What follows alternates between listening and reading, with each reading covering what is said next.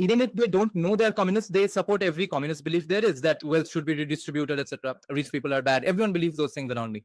So I didn't even know Stalin is a bad person, because I grew up visiting Communist Party offices. Even there, everyone's posters are hanging, Mao Zedong, Stalin, Lenin, everyone. So I thought, wow, I guess he was a great leader.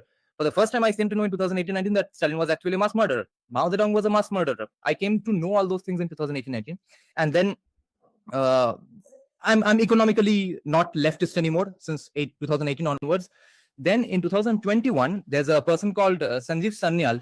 He's the economic advisor. He's right now in the Economic Advisory Council to the Prime Minister of India. Okay, and before up until 2 years back, he was the principal economic advisor to the finance minister of the country.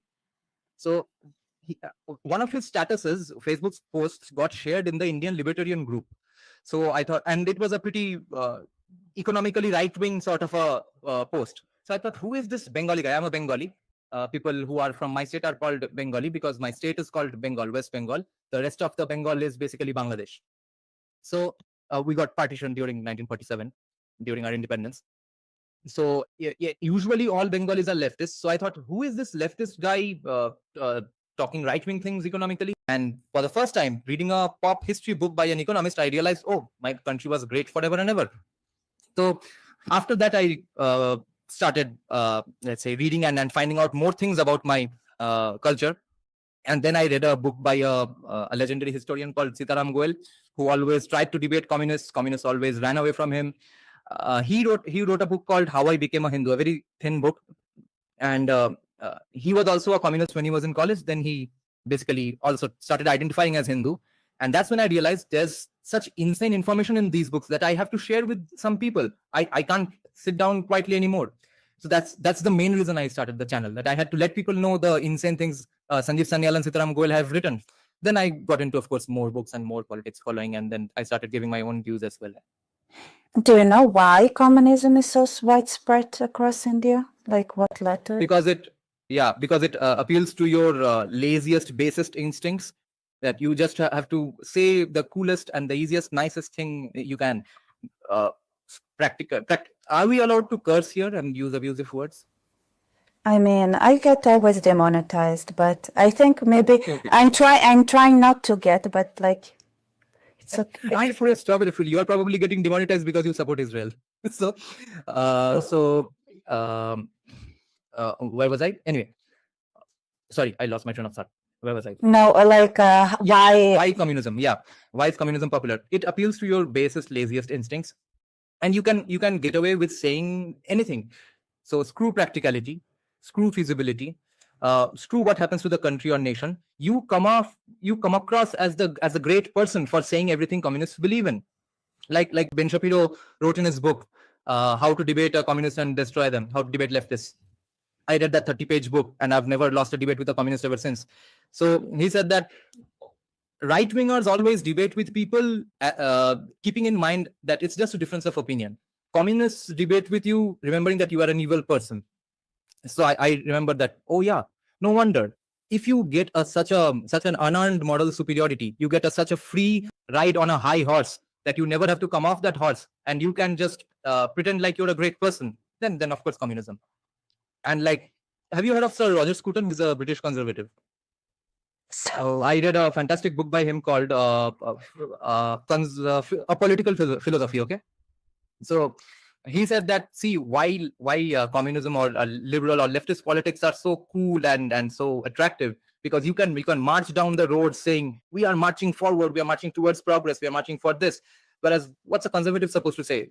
Hesitate, think twice. How is that going to be a cool slogan for a march? So it's not going to be very attractive. Oh my God, this is exactly the problem we have. Like when we talk about Israel, is like, how can we compete with the cool slogans of wipe out everybody and everything like that? Like, like you cannot compete with it.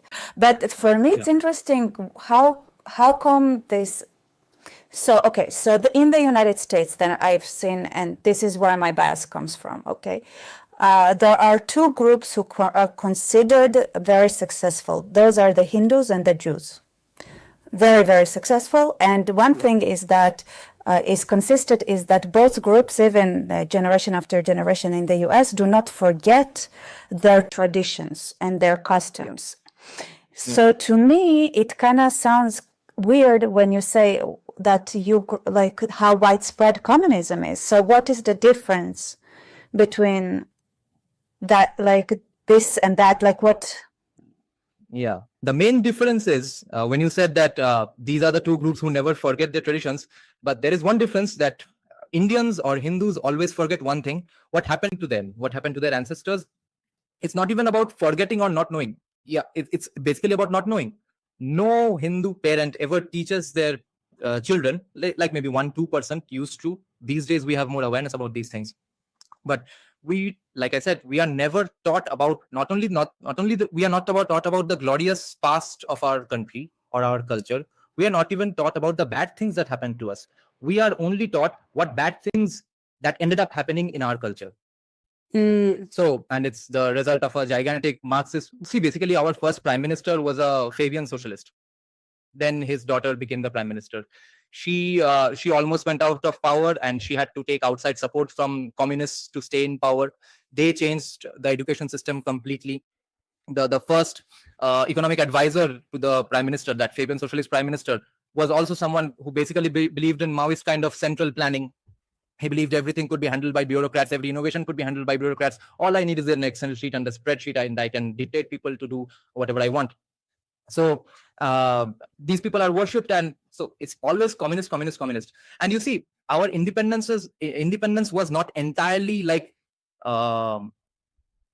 dragged away from the British. It was the result of a sort of a conversation and negotiation, and therefore a bit of a collaboration, because many British officers stayed and were the head of different branches of our government up until like even 50s. Okay. And people say that the Communist Party was also a sort of a British project to divide Indians more. So if the power structures want to divide you and have so many weapons in place, so it's a tough game upwards.